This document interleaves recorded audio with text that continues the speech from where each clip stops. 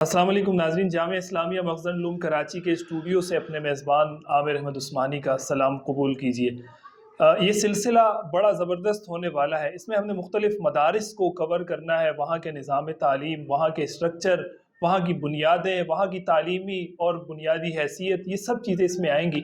آج ہم نے جامعہ اسلامیہ مخزن العلوم کراچی کے بارے میں بات کرنی ہے۔ یہ ادارہ کب بنا، اس کی تاریخ کیا ہے، اس کی علمی حیثیت کیا ہے۔ آج اس کے بارے میں معاشرے میں بہت ساری باتیں کی جا رہی ہیں، ان باتوں میں حقیقت کیا ہے اور یہاں کے لوگوں کے عزائم کیا ہیں۔ میرے ساتھ ڈاکٹر قاسم محمود صاحب موجود ہیں جو سربراہ ہیں، بانی ہیں جامعہ اسلامیہ مخزن العلوم کراچی کے۔ بہت شکریہ ڈاکٹر صاحب وقت دینے کے لیے۔ یہ بتائیے گا کہ اس ادارے کا قیام کب عمل میں آیا، جامعہ اسلامیہ مخزن العلوم کراچی کیا ہے، اس کی علمی تاریخی حیثیت کیا ہے؟ بسم اللہ الرحمن الرحیم۔ میں سب سے پہلے بھائی عامر عثمانی صاحب آپ کو ممنون ہوں کہ آپ نے قیمتی وقت ایک اچھے مسئلے کے لیے آپ نے دیے کہ وہ مدارس دینیہ کے کردار آپ عوام میں اجاگر کرنے کے لیے آغاز میں آپ جامعہ اسلامیہ مخزن العلوم ہی کو لے کے آئے اور ہمیں دعوت دی۔ اللہ پاک آپ کو جزائے خیر دے۔ یہ جو ادارہ ہے اس کے نام جامعہ اسلامیہ مخزن العلوم ہے اور ان کے ابتدا 1971 میں بدست اقدس محدث کبیر حضرت علامہ محمد یوسف بنوری رحمہ اللہ سے کرایا گیا اور اس کے خشت اول انہوں نے رکھا، اور اس وقت جو انہوں نے ان کی بنیاد رکھی تھی اس میں مفتی اعظم پاکستان مفتی ولی حسن ٹونکی، حضرت مولانا ادریس کاندیلوی اور شہر بھر کے بڑے بڑے علماء سب اس میں شریک تھے۔ اس کے پس منظر کے اعتبار سے میں آپ کی خدمت میں یہ عرض کروں گا کہ حضرت والد صاحب رحمۃ اللہ علیہ اس سے پہلے پنڈی میں تھے، وہاں تدریس بھی فرماتے تھے اور ساتھ میں مخزن علوم کی بنیاد انہوں نے وہاں رکھی تھی اور اس میں طلباء ان سے پڑھتے تھے۔ سن 71 میں آپ رمضان المبارک کے مقدس مہینے میں کراچی آئے اور آپ کو کچھ اپنے کاموں کے اعتبار سے یہاں آنا ہوا تھا۔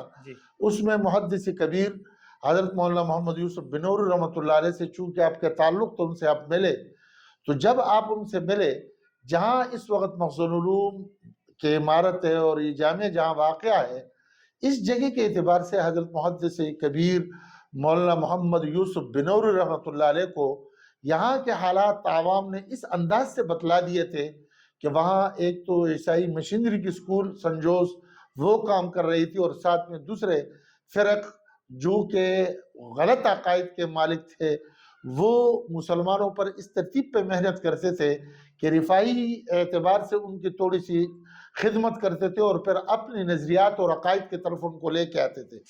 اس چیز نے کراچی میں علماء کو جہاں پریشان کیا تو اس میں محدث کبیر حضرت علامہ بنوری رحمۃ اللہ علیہ محمد یوسف بنوری رحمۃ اللہ علیہ زیادہ پریشان تھے۔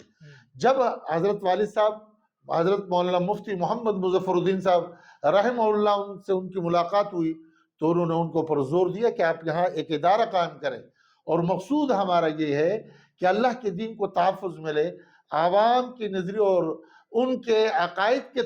تحفظ کے ہم نگہبانی کر سکیں، تو اس کے لیے یہ جگہ انتہائی ضروری ہے۔ جب ان کا اصرار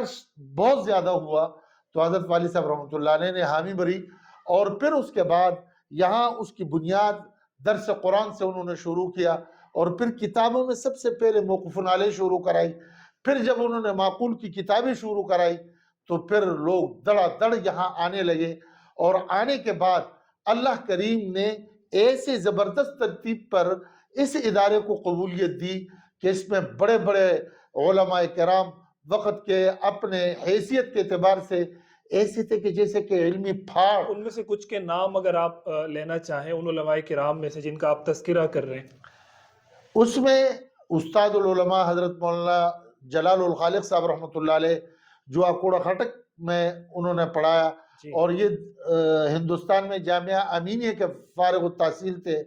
اکابر کے شاگرد تھے اور ان کے بڑے بڑے علماء شاگرد تھے۔ یہ بھی مخزن العلوم میں تشریف لائے، مفتی حمید اللہ جان صاحب تشریف لائے، مولانا بحر العلوم صاحب نے پڑھایا، حضرت مولانا عبد الودود صاحب نے پڑھایا اور اس کے ساتھ جامعۃ الرشید کی روح رواں میرے استاد مفتی عبد الرحیم صاحب دامت برکاتہم نے بھی مخزن العلوم میں پڑھایا۔ اس کے ساتھ بڑے بڑے علماء نے یہاں پڑھا اور ان سے جو کسب فیض کیے ہیں وہ ہزاروں کے تعداد میں ملک کے اندر اور ملک کے باہر اس وقت مختلف شعبوں میں اللہ کے فضل و کرم سے بہترین خدمات انجام دے رہے ہیں۔